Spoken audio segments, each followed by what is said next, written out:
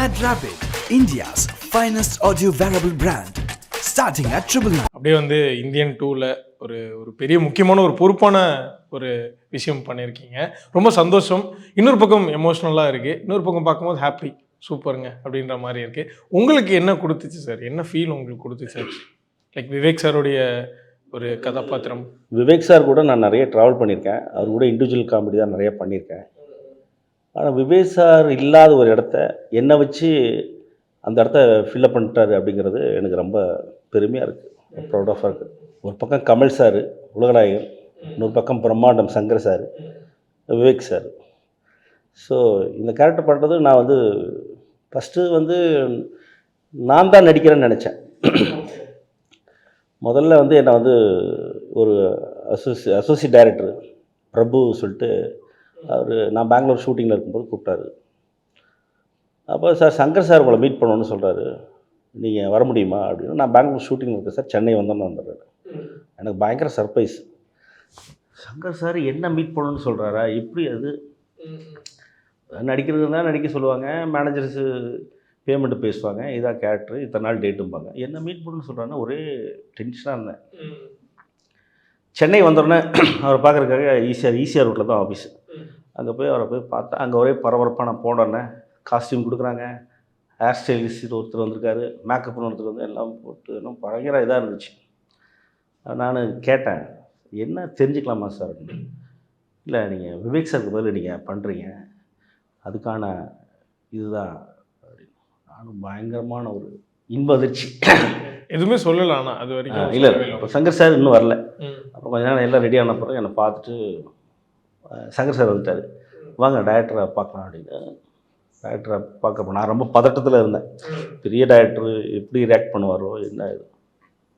அவர் ரூமில் நான் ரூம்குள்ளே என்ட்ரி ஆனோன்னா அவர் உட்காந்துருந்தார். அப்படியே எந்திரிச்சிட்டாரு. எந்திரிச்சு, ஐயோ அப்படியே விவேக் சார் மாதிரியே இருக்கார் அப்படின்ட்டாங்க. அப்புறம் இப்படி திரும்புங்க அப்படின்னாங்க. பார்த்தா அப்படியே விவேக் சார் மாதிரி இருக்காங்க. டன் அப்படின்ட்டாங்க. ஓகே பண்ணிட்டாரு, ஹாப்பி அவருக்கு. Okay sir. ஆமாம், நான் நைட்டெல்லாம் தூங்கவே இல்லை. விவேக் சார் நம்ம பண்ணுறோம் அப்படி இப்படின்லாம் இருந்தோம். ஓகே. அப்புறம் ஷூட்டிங் இப்படி போயிட்டுருக்கு. அப்புறம் தான் எனக்கு லேட்டாக தெரிஞ்சுது. அது ஒரு சஸ்பென்ஸாகவே வச்சுருந்தாங்க. அறிகுறியாக எனக்கு கேள்விப்பட்டுச்சு, படத்தில் நான் வரமாட்டேன், விவேக் சார் தான் வருவார் அப்படிங்கும்போது நம்மளும் ஒரு நடிகனாக வந்து ஒரு ஃபீல் இருக்கும்ல, என்னடா இவ்வளோ பெரிய படம். அதுக்குள்ளே நான் சொல்லிட்டேன், இந்தியன் 2 வந்து நான் கமிட் ஆகிட்டேன், என் ஃப்ரெண்ட்ஸுக்கு தெரிஞ்சு, ஃப்ரெண்ட்ஸ்ட்டு எல்லார்ட்டும் வீட்டில் தான் சொல்லிட்டீங்க. அப்புறம் பார்த்தோன்னா ஒரு பெரிய சேனல் சன் டிவியில் நியூஸாக என்னோடய ஃபோட்டோ போட்டு, இந்த பக்கம் விவேக் சார் ஃபோட்டோ போட்டு, விவேக்கு பதில் இவர் அப்படி நியூஸில் வந்துருச்சு. நியூஸ்லேயே வந்துருச்சு. அப்போ பயங்கரமாக எனக்கு பெரிய நிறைய கால்ஸு, அது இது நிறைய ஃப்ரெண்ட்ஸுக்கு சைட்லேருந்து என்னோடய ஃப்ரெண்ட்ஸ் எல்லாம் நம்ம வாழ்த்துக்கள், கங்க்ராச்சுலேஷன் அப்படின்லாம் சொல்கிறாங்க. நான் அப்புறம் வந்து கேட்டேன், சார் எனக்கு சின்ன டவுட்டு, இதில் நான் வரமாட்டேனா சார், நான் தான் வருவேனா இல்லை விவேக் சார்னா? அது தயங்கி இல்லை சார் விவேக் சார் தான் வருவார். அப்படியே ஒரு மாதிரி அப்செட் ஆகிடுச்சு. என்னடா அது, எல்லாத்தையும் சொல்லிட்டோம் இதனால. அப்புறம் அது அந்த எமோஷனை வந்து ஒரு மாதிரி ரொம்ப ஃபீல் பண்ணி இருந்தேன். அப்புறம் நான் டைரக்டர்கிட்ட ஓப்பனாகவே கேட்டேன், ரொம்ப எமோஷனாக கேட்டேன், சார் எங்கேயாவது ஒரு இடத்துல என் முகம் தெரிகிற மாதிரி காட்ட முடியுமா சார் அப்படின்னு சொன்னேன். இல்லை பாபு, நம்ம அடுத்தடுத்து பண்ண போகிறோம்ல, ஏன் ஃபீல் பண்ணுறீங்க, அடுத்தடுத்து பண்ணும்போது நம்ம கண்டிப்பாக பண்ணலாம். இதில் வந்து அந்த கிரெடிட் வந்து விவேக் சாருக்கு பதில் நீங்கள் பண்ணுறதுறதே மிகப்பெரிய கிரெடிட் பாபு, நீங்கள் அப்படி ஃபீல் பண்ணுங்கள் அப்படின்னா. அப்புறம் நான் அது மைண்ட் செட் பண்ணிட்டேன், சரி ஓகே அப்படின்ட்டு. இல்லை, எனக்கு புரியுது உங்கள் பெயின். நடிகராக சார் கிட்டேருந்து வந்த கால், நம்ம போகிறோம், இப்போ நம்ம ஃப்ரெண்ட்ஸுக்கு தெரிஞ்சிருச்சு படம் நடிக்கிறோன்னு, நம்மளுடைய முகம் அங்கே வராதப்போ அது ஒரு பெயின். இன்னொரு பக்கம் பார்த்தா வந்து உங்களுடைய லைக் ஒரு மென்டார் கூட நடித்த ஒரு சக நடிகர் நிறைய விஷயங்கள் கற்றுக் கொடுத்துருப்பாரு. இன்றைக்கி அவர் நம்ம கூட இல்லை, அவருடைய ரெப்ளிகாவாக படத்தில் அவர் மிஸ் பண்ணிட்டு போன சீன்ஸை நம்ம பண்ணுறோம். அங்கே நம்ம முகம் மேலே விவேக் சாருடைய முகம் வச்சு வரப்போகுதுன்றப்போ அது ஒரு ஹாப்பி இருந்திருக்கும்ல. சத்ய தேட்டர் தான் படம் பார்க்குறோம் ஃப்ரெண்ட்ஸோட. படம் பார்த்துட்டு எனக்கு தெரியுமில்ல இதெல்லாம் நான் நடித்த சீனுன்னு. அது ஸ்க்ரீனில் வந்து விவேக் சாரை வரும்போது எனக்கு அப்படியே புல்லரிச்சிருச்சு. அவ்வளோ அக்யூரேட்டாக பக்காவாக எனக்கு தெரியல. பக்கத்தில் ஐயோ சத்தியமாக நான் தான்யா, யோ மாதிரியா விவேக் சார் சத்தியமாக நான் தாங்க, இதெல்லாம் நான் தாங்க, அடுத்த சீன் பாருங்க அப்படின்னு சொன்னேன். அந்தளவுக்கு நம்ப முடியாத அளவுக்கு அவ்வளோ பர்ஃபெக்டாக இருந்துச்சு. ஆமாம். எனக்கு ஒரு சின்ன டவுட் சார், லைக் எந்தெந்த போர்ஷன்ஸ் அவர் பண்ணியிருந்தாரு, எதெல்லாம் நீங்கள் எப்போலேருந்து நீங்கள் ஜாயின் பண்ணீங்க சார்? இல்லை, இந்த இப்போ 2ல் வந்து மேக்ஸிமம் பண்ணது வந்து நான் தான். ஆமாம். அதுக்கு முன்னாடி அவர் ஃபஸ்ட்டு பண்ணது அந்த போட்டில் போகிறது சில இதெல்லாம், மற்றெல்லாம் வந்து நான் பண்ணது எல்லாமே வந்துருச்சு. Okay sir. இல்லை நீங்கள் 3ல் வந்து கொஞ்சம் அவரோட போர்ஷன் நிறைய வரும்னு நினைக்கிறேன். இல்லை நீங்கள் என்ஜாய் பண்ண சீன்ஸ் ஏதாவது சார் சொல்லுங்களேன், நாங்கள் கனெக்ட் பண்ணிக்கிறேன். நான் பார்த்துட்டோம் படம். நான் இவ்வளோ பெரிய பிரம்மாண்டமான ஒரு படம் எடுக்கிறாரு, எங்கேயுமே நான் பார்த்த வரைக்கும் டென்ஷனே ஆனதில்லை. இல்லை பெரிய பொறுப்பு இருக்குமே சார், நிறைய காஸ்டிங். அதுதான் சொல்கிறேன், காஸ்டிங். நான் அதான் சொல்கிறேன்ல, ஒரு டைரக்டர், நான் எவ்வளோ டென்ஷனான டேரக்டர் கூடலாம் நான் ஒர்க் பண்ணியிருக்கேன். அசிஸ்டன்ட் டைரக்டர் அடி வாங்குறதெல்லாம் நான் பார்த்துருக்கேன், கண்ணால் பார்த்துருக்கேன். அசிஸ்டன்ட் டைரக்டர் அடி வாங்குறது, டைரக்டர் அடிக்கிறது, திட்டுறது பயங்கரமாக. இவர் எதுவுமே இல்லை, ரொம்ப கூலாக வந்து ஒரு இடத்துல நான் வந்து கொஞ்சம் டேக் வாங்கினேன். அந்த டைமிங் மிஸ் ஆயிடுச்சு. அது வந்து ஒன் மோர் எனக்கு வந்து ஒரு கில்ட்டி ஆயிடுச்சு. ஐயோ, டென்ஷனில் எனக்கு வந்து அது போயிட்டே இருக்குது. அப்போ அவர் வந்து பாபு ரிலாக்ஸ், கூலாக பண்ணுங்க, நோ ப்ராப்ளம், பண்ணுங்க அப்படின்னு பண்ணிட்டேன். அப்புறம் ஷோல்டரை தட்டி கொடுத்து உள்ளே வச்சுட்டு ஏன் வஞ்சனை பண்ணுறீங்க அப்படின்னு போயிட்டே இருக்காரு. கேஷுவலாக சொல்லிட்டு எனக்கு என்னடா அவ்வளோ டைட் வாங்கி நான் பாபிஸ் மாட்டேன், சாரி ஜி அப்படின்னு நான் அவர்கிட்ட சாரி கேட்குறேன். ஐயோ அதெல்லாம் ஒன்றும் இல்லை பாபு அப்படின்னு. அதுதான் சொல்கிறேன்ல, நம்ம என்ன சொல்லுவாரோ அப்படின்னு நினச்சிட்டு இருக்கும்போது அவர் அது சீரியஸாகவே எடுத்துக்கல. இதெல்லாம் விட என்னன்னா, 10,000 பேர் விஜயவாடாவில் வந்து ஷூட் பண்ணுறாங்க. 10,000 பேர், 4 கார்னர் ரோடு. அது வந்து இங்கே இருக்கிற மவுண்ட் ரோட மேட்ச் பண்ணி அங்கே பண்ணுறாங்க. ஸோ இந்த 10,000 பேரும் ஒவ்வொரு ஷாட்டும் ஒன் மோர் அவருக்கு வேணுங்கிறது அவர் கிடைக்கிற வரைக்கும் விட மாட்டார். 10,000 பேருக்கு என்ன ட்ரீட்மெண்ட் அங்கே பண்ணணும், அத்தனை பேருக்கு சாப்பாடு, அத்தனை பேருக்கு தண்ணி, அகாமடேஷன், கிட்டத்தட்ட 10-14 கேரான் ஆர்டிஸ்ட் எங்களுக்கு எல்லாமே. ஸோ அதில் மைக் எடுத்துகிட்டு இத்தனைக்கும் நான் கேள்விப்பட்டிருக்கேன் சில டைரக்டர்ஸ் எல்லாம், இப்போ இருக்கிற டைரக்டர்லாம் 14 assistant director, 13 assistant director, 15 assistant டைரக்டர்லாம் வச்சுருக்காங்களாம். இவர் மொத்தமே 7 பேர் தான். அவ்வளோதானா? இந்தியன் டூக்கா? ஆமாம். எனக்கு ஆச்சரியம், எனக்கு ரொம்ப ஆச்சரியமாக இருந்துச்சு. எந்த பதட்டமும் இல்லாமல், டென்ஷன் இல்லாமல், ரிலாக்ஸாக இருந்து ஒன் மோர் தான். இந்த 10,000 பேர் ஒன்று வந்து சேரணும். ஒன் மோர் போது இந்த 10,000 பேர் பிரிஞ்சு போய் நிற்கணும். அப்போ வந்து என்னன்னா, அவர் ரொம்ப மானிட்டர் பார்த்துட்டு அது வந்து தப்பிக்கவே முடியாது. அவர்கிட்ட என்னன்னா, 10,000 பேர் எங்கே கூட்டத்தில் ஒரு தப்பு பண்ண எங்கே தெரிய போகுது அப்படிங்கிறதுல இல்லை. இந்த இடத்துல போய் மார்க்கில் போயிட்டோம்னா அதே இடத்துல போய் நிற்கணும். இங்கே நிற்கிற இந்த கும்பலில் நிற்கிறவன் போய் அங்கே போய் நிற்க முடியாது, அங்கே நிற்கிறவன் இங்கே போய் நிற்க முடியாது. பிரிச்சுட்டு ஒன் மோர் சொல்லும்போது மறுபடியும் அதை அசம்பிள் பண்ணணும். அது சாதாரண விஷயம் இல்லை. ஓகே. கிட்டத்தட்ட அத்தனை கேமரா, அத்தனை க்ரௌடு இதெல்லாம் வச்சுருக்கும்போது அதில் வந்து அவர் மானிட்டர் பார்த்துட்டுல, அவன் மாற்றி நின்றுட்டான் பாரு, அவனை அங்கே நிற்க சொல்லு அப்படிம்பார். அதெல்லாம் பெரிய மிராக்கலான ஒரு விஷயம். அவ்வளோ டெடிகேஷன். அதான் சொல்கிறேன்ல, இது யார் வாட்ச் பண்ணுவாங்க? ஒரு மானிட்டரில் பார்த்துட்டு அவன் மாற்றி நின்றுட்டான் பாரு, அவன் அந்த அப்படிம்பாரு. அதுதான் அவருடைய இது. கிளைமேக்ஸில் வந்து கமல் சார் பிடிச்சிருவாங்க. பிடிச்சப்போ வந்து அவர் வருமம் போட முடியாமல் இருப்பார். அந்த புல்லட் ப்ரூஃப் ஜாக்கெட்டில் வந்து அது வரும ப்ரூஃப்னு சொல்லுவாங்க. நீங்கள் தான். Super sir. நீங்கள் டைலாக்கும் இப்போ அதே மாதிரியே சொல்ல. எனக்கு வந்து அதாவது சங்கர் சார் தெளிவாக என்ன சொல்கிறாருன்னா, பாபு வழக்கமான ஒரு விவேக் சார் கிடையாது இந்த படத்தில் வந்து ஒரு விவேக் சார் ஒரு மெஜஸ்டிக்கான ஒரு ஆஃபீஸர். ஸோ அதுக்கு ஒரு பாடி லாங்குவேஜ் இப்படி தான் இருக்கணும்னு அவர் எல்லாமே எனக்கு வந்து சொல்லி கொடுத்தாரு. அப்புறம் அவர் இதுக்கு முன்னாடி நடித்ததெல்லாம் எனக்கு போட்டு காமிச்சாங்க. அவர் எப்படி வாக் பண்ணணும், எப்படி இது பண்ணணும், அதை நான் ஃபுல்லாக மைண்டில் ஏற்றிட்டு நானே விவேக் சாராகவே என்னை நினச்சிட்டு நான் பண்ணேன். அவர் பண்ணோன்னா அப்போவே வந்து உடனே தட்டி கொடுப்பார். அவர்கிட்ட பிடிச்ச ஒரு விஷயம்னா நல்லா இருக்குன்னா உடனே கிளாப் பண்ணுவார், சூப்பர் பாபும்பார். அது வந்து உடனே அதை வந்து பாராட்டிடுவார். ஸோ இன்னொரு பக்கம் வந்து இப்போ கொஞ்சம் நம்ம ஆஸ் எக்ஸ்பெக்டட் ஒரு ஒரு ஒரு பெரிய டிசப்பாயின்மெண்ட் மாதிரி ஆகிடுச்சு. சோஷியல் மீடியாவில் வந்து கொஞ்சம் நிறையா ஒரு நெகட்டிவ் ரிவ்யூஸ், லைக் ஒரு மிக்சட் ரிவ்யூஸ் வந்து இந்தியன் டூக்கு வருது. இப்போ நம்ம நடிச்சிட்டோம், எல்லாம் ஒரு பெரிய படத்தில் பண்ணியிருக்கோம், பட் ரிவ்யூஸ் இப்படி வரப்போ நமக்கு ஒரு கஷ்டம் இருக்கும்ல சார். நீங்கள் ஏதாவது சொல்ல விருப்பப்படுறீங்களா? அதாவது படம் பார்த்துட்டு அவங்க பாயிண்ட் ஆஃப் வந்து 200 ரூபா கொடுத்து டிக்கெட் வாங்கிட்டு என்னடா படம் எடுத்திருக்காங்க அப்படின்னு ரொம்ப நெகட்டிவாக வந்து சொல்லிடுறாங்க. பட்டு ஒவ்வொரு ஷாட்டுக்கும் ஒவ்வொரு சீக்வன்ஸும் அவ்வளோ ரிஸ்க் எடுத்து அத்தனை பேரோட உழைப்பு இருக்குது. அவர் வந்து ஒரே விஷயங்க, அவர் வந்து இப்போ கரண்டில் நம்மளால் பண்ண முடியாத விஷயத்தை தான் அவர் வந்து ஸ்க்ரீனில் வந்து இந்தியன் தாத்தா பண்ண வச்சுருக்காரு. இப்போது வெளியூர் போகும்போது நமக்கு பசிக்கும், நிறைய எல்லார் லைஃப்லும் நடந்திருக்கும். ஆனால் அந்த டிரைவர் அவங்க கொண்டு போய் நிறுத்துகிற ஹோட்டலில் தான் நம்ம சாப்பிடணும். ஏன்னா அந்த டிரைவருக்கு பார்த்தீங்கன்னா அந்த டிரைவருக்கும் கண்டக்டருக்கும் மட்டும் தனியாக ஒரு இடம் ஒதுக்கியிருப்பாங்க. அங்கே 10 ரூபாய்க்கு விற்கிற ஒரு பொருள் 4 மடங்கு அதிகமாக விற்பாங்க. அதை நம்ம வாங்கி தான் சாப்பிட்டு தான் ஆகணும். யார் கேட்குறது? அதை நம்மளால கேட்க முடியாதுல்ல. நம்ம என்னடா அநியாயத்துக்கு விற்கிறானுங்க, சரி என்ன பண்ணுறது, சாப்பிட்டு தானே ஆகணும், ஏன்னா அவனுக்கு காம்ப்ளிமெண்ட்டு. ஸோ இதில் யாருக்கு தட்டி கேட்பான்? கேட்க முடியாது. நம்ம மனசில் புலம்பிட்டு வரோம்ல, அந்த ஃபீலை வந்து அவர் ஸ்க்ரீனில் பார்க்கும்போது அது இந்தியன் தாத்தா பண்ணுறாருக்கும் போது என்னோட பாயிண்ட் ஆஃப் வியூ அது வந்து அப்பா இந்த மாதிரி ஒருத்தர் இருந்தால் நல்லா இருக்கும் அப்படின்னு ஒரு ஃபீல் வரும். ஓகே, அதுதான். மற்றபடி நீங்கள் சொல்கிறது வந்து கொஞ்சம் ஆமாம் கஷ்டமாக தான் இருக்குது, என்ன பண்ணுறது. ஸோ இன்னொரு பக்கம் லைக் நம்ம இந்தியன் 2 தாண்டி விவேக் சார் நிறைய ட்ராவல் பண்ணியிருக்கீங்க. குறிப்பாக சொல்லணும்னா அந்த மைனர் குஞ்சு காமெடி வந்து இப்போவுமே பயங்கர ஃபேமஸ். நான் எந்த நாட்டுக்கு போனாலும் என்ன ஸ்டேஜில் அது சொல்லி தான் பாபுன்னு எந்த அவரா அப்படிம்பாங்க. Okay sir. பட் நீங்கள் அந்த டைமில் அந்த காமெடி பயங்கரமான ஹிட், கோரிக்கை ஹிட்டு தான். அப்போ உங்களுக்கு லைக் இந்த ஃப்ரெண்ட்ஸ் சுற்றி அது ஒரு பாராட்டுகள் அந்த மாதிரி எனக்கு வந்து அதானே அந்த பேரை வச்சு கூப்பிட்டுருப்பாங்க. பொண்ணுங்கெல்லாம் என்னை பார்த்தாங்கன்னா கக்கன்னு சிரிப்பாங்க. கூட இருக்கிறவங்க எனக்கு தெரியும் எதுக்கு சிரிக்கிறாங்க, டே உனக்கு தெரியாதா அந்த காமெடியில் சிரிக்கிறாங்க, அப்படிதான் சிரிப்பாங்க. மாலுக்கு போனாலும் எங்கேயாவது ஷாப்பிங் போனால் பொண்ணுங்கெல்லாம் பார்த்தானே நம்மளை பார்த்தானே சிரிச்சிருவாங்க. அது ஒரு பெரிய ஹிட்டான ஒரு காமெடி. எனக்கு அதாவது ஒவ்வொரு ஆர்டிஸ்ட்டுக்கும் ஏதாவது ஒரு லேபிள் கிடைக்கும். எனக்கு கிடைச்ச லேபிள் அதுதான், விவேக் சார் தான். இன்னொரு விஷயம் என்னன்னா, அந்த படத்தில் நான் இன்னொரு கேரக்டர் பண்ணியிருப்பேன். அது விக்ரம் சார் கூட ஃபேமிலியில் ஒருத்தர் பண்ணேன், யாருக்குமே தெரியாது. அது இருந்தும் கூட யாருக்கும் தெரியாது. அப்புறம் வந்து இது பண்ணோன்னா அதில் அப்படியே இது பண்ணிட்டாங்க. பட் அப்படி இருந்து கூட விவேக் சார் வந்து இது நீ பண்ணுறா சொல்லி எனக்கு வந்து கொடுத்தது. அது எல்லாமே நான் வந்து செஞ்சு காமிச்சவருக்கு. அந்த பாடி லாங்குவேஜ் எல்லாமே நான் செஞ்சு காமிச்சோன்னா ஓகேடா இது வேண்டாம், இவ்வளோ குறைச்சிக்கோ, இது சூப்பர், இது அப்படி அந்த மாதிரி சார் அப்படி ஒரு டிஸ்கஷன்.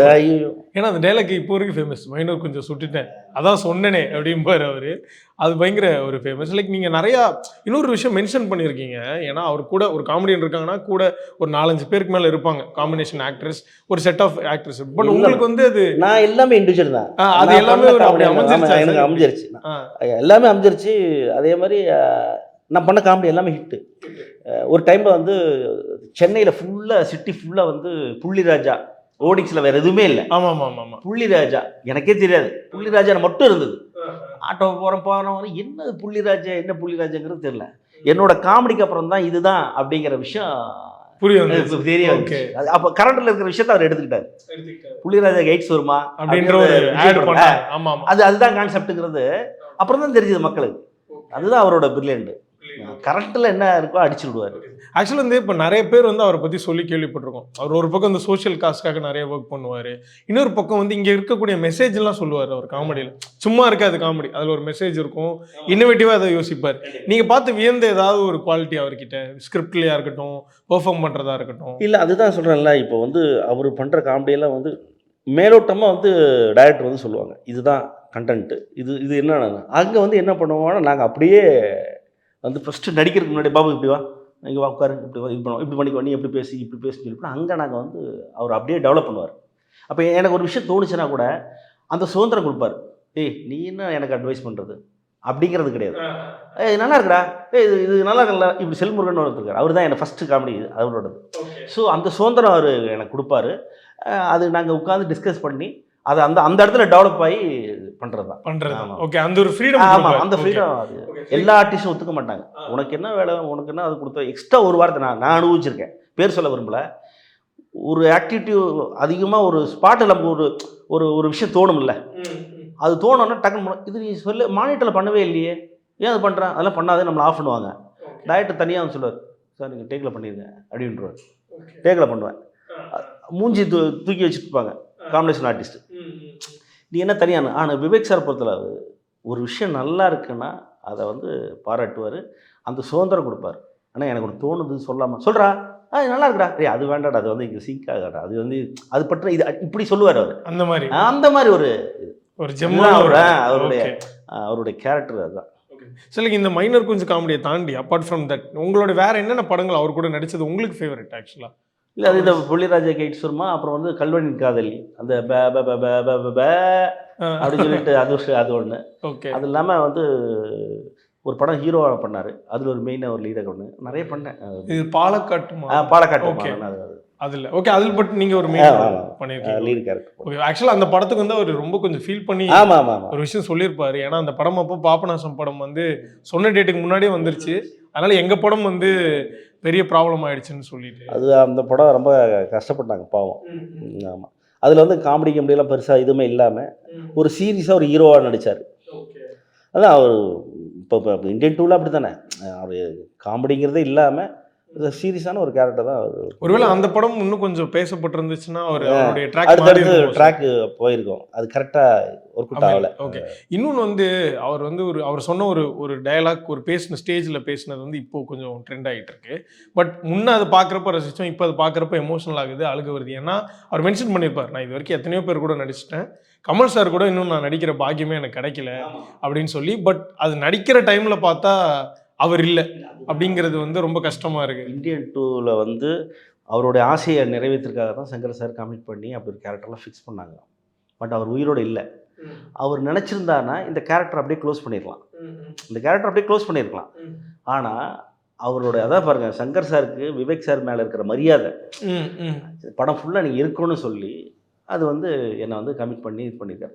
இப்போ வேறு டேரக்டர் வேறு சின்ன ப்ராஜெக்ட்னு வச்சுங்களேன், அவர் இறந்துட்டாரா என்ன பண்ண முடியும்?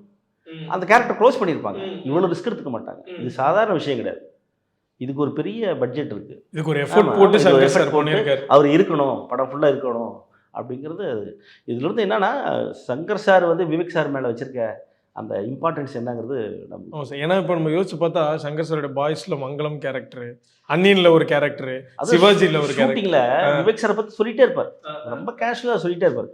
அந்த படத்தில் இப்படி பண்ணார், இந்த படத்தில் இப்படி பண்ணார், அந்த டைமிங்கில் இப்படி பண்ணார் அப்படின்னு அவரை பற்றி அவர் அதான் சொல்கிறார்ல. இன்னும் வந்து விவேக் சார் வந்து சங்கர் சார் மனசில் வாழ்ந்துட்டு தான் இருக்கார். இல்லை ஏன்னா அவர் நீங்கள் சொல்லும்போது எனக்கு இன்னொன்று ஞாபகம் வருது. லைக் சிவாஜியில் ஒரு சீன் இருக்கும், ரஜினி சார் வந்துட்டு அந்த பசங்க எல்லாரையுமே நான் படிக்க வைக்கிறேன், என் கூட சேர்ந்துக்கன்னு சொல்லிட்டு திரும்புவார். அப்போ வந்து விவேக் சார் கண்ணாடியை போட்டுட்டு அது வந்து அங்கே வந்து தான் அது அப்படி பண்ணது நல்லா இருக்குன்னு சொல்லி போட்டு அது அந்த இடத்துல பண்ணது, அந்த இடத்துல தோணுது. ஏன்னா ரஜினி சார் வந்து முடிச்சுட்டு சார் இந்த சீன் சார் அப்படின்னு சொல்லி சொன்ன மாதிரி சொல்லியிருப்பாங்க. ஸோ இன்னொரு பக்கம் வந்து சார் இப்போ நீங்கள் ஒரு விஷயம் மென்ஷன் பண்ணியிருக்கீங்க, லைக் விவேக் சார் கூட இருந்தவர் வந்து கொஞ்சம் கூட இருந்த காமெடியன்ஸ் இல்லை சக நடிகர்கள் இப்போ கொஞ்சம் கஷ்டப்படுறாங்க அவர் இல்லாமல் அப்படின்னு சொல்லிட்டு. அது உங்களுக்கு எவ்வளோ கஷ்டமாக இருக்குது சார்? இப்போ எனக்கு கண்டிப்பாக கஷ்டமாக தான் இருக்குது. என்னென்னா அவங்க கூடயே இருந்தாங்க, இருக்கும்போது எப்படியாவது ஒரு படத்தில் அவர் என்ன பண்ணுவார்னா, கேரக்டராக இருக்கோ இல்லையோ ஒரு லிஸ்ட்டு ஆர்டிஸ்ட் லிஸ்ட்டு கொடுக்கும்போது இவங்க ஒரு 5 பேர் வருவாங்க, அப்படி ஏதாவது ஒன்று யூஸ் பண்ணிக்கலாம், அவங்களுக்கு ஏதாவது ஒன்று அன்னைக்கு வர்ற சம்பளத்துக்கு ஏதாவது ஒரு சம்பளம் அவங்களுக்கு கொடுத்துங்க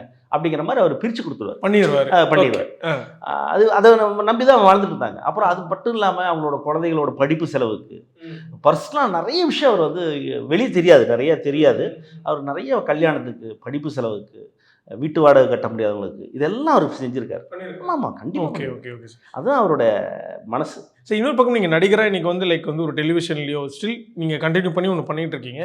பட் படங்களில் வந்து நம்ம இன்னும் பெருசாக ஆயிருந்திருக்கலாமே அப்படின்ற ஒரு கேள்விக்குரிய ஒரு வழியோ உங்களுக்கு இருந்திருக்கும். அது என்னென்னு யோசிச்சிருக்கீங்களா? இல்லை என்னென்னு யோசிச்சிருக்கேன் நான். இப்போ அதுதான் இப்போ என்கிட்ட நிறைய கேட்பாங்க, இந்தியன் 2க்கு அப்புறம் எனக்கு வந்து பாபு உனக்கு நிறைய படங்கள் வரும் அப்படி இப்படிங்கிறாங்க. எனக்கு அப்படி ஒன்றும் தெரியல. ஆனால் ஒரு நடிகனுக்கு எப்போவுமே வந்து ஒரு இயக்குனர் நினச்சா மட்டும்தான் நடிகனா வளர முடியும். இந்த டேரக்டர் நினைக்கணும், இவன் தாயா இவன் பண்ணுறாயா அப்படின்னு நினைக்கணும். இப்போது ஒன்றும் இல்லை, இப்போ நான் வந்து இப்போ காமெடி தான் பண்ணணும்னு சொல்லலை, சீரியஸ் கேரக்டர் கூட நம்ம பண்ணலாம், என்னால் பண்ண முடியும் அப்படிங்கிறது தான். இன்னும் வேண்ட எக்ஸாம்பிள் பாருங்கள், மகாராஜான்னு ஒரு படத்தில் சிங்கப்புலின்னு ஒரு காமெடி ஆர்டிஸ்ட். சிங்கப்புலியை வந்து யாருமே அந்த தோற்றத்தில் அந்த பாயிண்ட் ஆஃப்ல ஃபீல் பண்ணியிருக்கவே மாட்டாங்க, எதிர்பார்த்து வந்து என்ன பண்ண. ஆனால் ஒரு டேரக்டர் நினச்சார்ல அதை மாற்றலாம் அப்படின்னு மாற்றி காட்டிட்டாரு, அதுவும் ஹிட் ஆகி போச்சுல்ல. அப்போ அதுதான் டைரக்டர் நினைக்கணும், அது நினச்சாதான் முடியும். எனக்கு நிறைய பேர் சொல்லுவாங்க, எனக்கு நான் இன்ன வரைக்கும் சந்தான சாரை நான் மீட் பண்ணதே இல்லை. ஏன்னா சந்தான சார்லாம் விவேக் சாரை கூப்பிட்டு அவ்வளோ பிஸியாக இருக்கும்போது அவரை கூப்பிட்டு விவேக் சாரை ஒர்க் பண்ண வச்சுருக்காரு, அவர் கூட நடிச்சிருக்காரு. சந்தானம் பண்ணுற படத்தில் விவேக் சாரை கூப்பிட்டு நீங்கள் நடிச்சாகணும்னு சொல்லி அவர், ஏன்னா சந்தான சாருக்கு வந்து விவேக் சாருக்கு ஒரு மரியாதை. எனக்கு வந்து இப்போ இந்த இன்டர்வியூ மூலியமாக கூட அவர் சந்தான சாரை கூப்பிட்டாருன்னா நான் எப்போ கூப்பிடுவாருன்னு காத்துட்ருக்கேன். சந்தான சார் ஏதாவது கூப்பிட்டு எனக்கு, ஏன்னா நிறைய பேர் சொல்லுவாங்க சந்தானத்தை சாரை நீ போய் மீட் பண்ணு. அதே மாதிரி வந்து டைரக்டர் சுந்தர்சி சார், அவரும் காமெடிக்கு பயங்கர இம்பார்ட்டன்ஸ் கொடுக்குறவர். அப்போ என் ஃப்ரெண்ட்ஸ் எல்லாம் சொல்லுவாங்க, நீங்கள் சுந்தர்சி சார் எனக்கு நல்லா தெரியும், பட் அதுக்கு உண்டான வாய்ப்பு வரல எனக்கு வந்து. அதே மாதிரி சிவகார்த்திகேயன் சொல்கிறாங்க, சிவகார்த்திகேயனும் அந்த மாதிரி. சிவகார்த்திகேயன் எனக்கு நான் ஆரம்பத்தில் வந்து நான் வந்து விஜய் டிவியில் பண்ணும்போதும் அவர் ஆங்கராக இருந்தார், நான் வந்து இதில் வந்து கெஸ்ட்டாக போயிருந்தேன். அப்போ அந்த இதில் இருக்குது. இன்றைக்கி வரைக்கும் நான் வந்து சிவகார்த்திகேயன் ஹீரோ ஆன பிறகு நான் நேரில் பார்க்க உண்டான வாய்ப்பே கிடைக்கும். அதே மாதிரி சந்தான சாரை நான் பார்த்ததில்லை. என்னென்னா பார்த்தா கண்டிப்பாக வந்து வாய்ப்பு கேட்கணும்னு சொல்லிகிட்டு இருக்கேன், அவங்களும் வந்து கொடுப்பாங்க ஒரு நம்பிக்கிட்டு இருக்கேன். சொல்றாங்க நிறைய பேர். கண்டிப்பா நடக்கும் சார். அதான் சொல்லிட்டீங்க. ஆமா. Maybe Santhanam sorrow Sivakarthikeyan sorrow இதை பார்த்தாருன்னா கண்டிப்பா. இன்னொரு விஷயம் என்ன, நான் அதுதான் சொல்கிறேன். நான் வந்து முத்தரை குத்தவே இல்லை, காமெடி தான் அப்படிங்கிறது இல்லை. இப்போது நான் இப்போ சங்கர் சார் படத்தில் ஏதாவது பாபு அது வேண்டாம், அந்த விவேக் வேண்டாம், இந்த விவேக் அப்படிம்பாரு. என்ன அறியாமல் அந்த விவேக் சாரோட இது வந்துடும், அந்த ஜர்க்கு, அந்த திருட்டு அப்படின்னாலும் வரும். நோ நோ நோ இது வேற, இது ஆஃபீஸர் அப்படிம்பாரு. Sorry sir sorry sir sorry sir டக்குனு நான் அதுக்கு மாறிடுவேன்.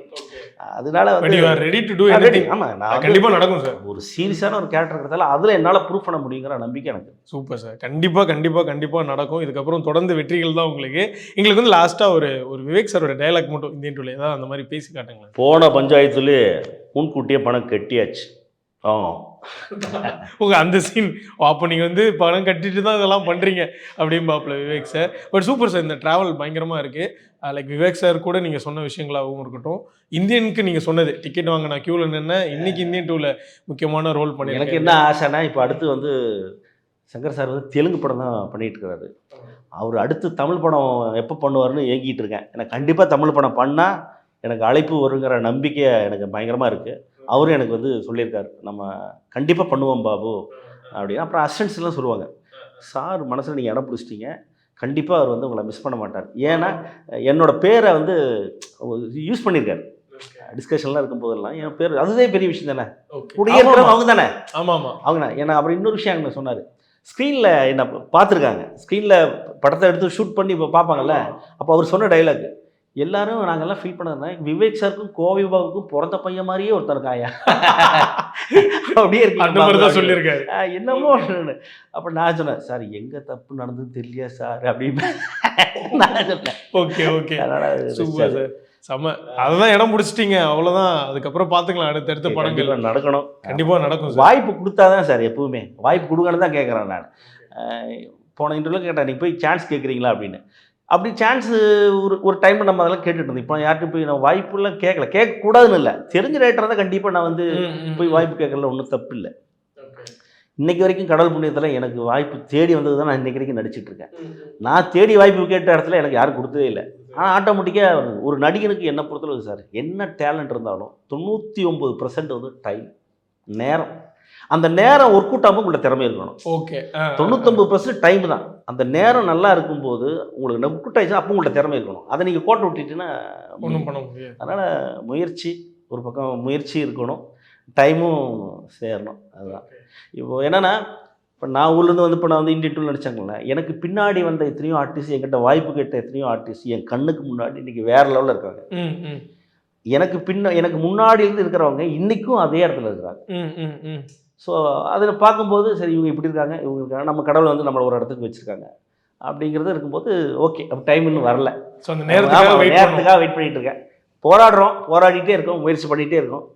வரும்போது நம்ம வந்து அதை கண்டிப்பாக ஸ்கோர் பண்ணிடுவேன். அதில் நம்பிக்கை இருக்கு எனக்கு. அதில் கண்டிப்பாக கேரக்டர் கொடுத்தாலும், என்ன கேரக்டர் கொடுத்தாலும் நான் வந்து ஸ்கோர் பண்ணிடுவேன்.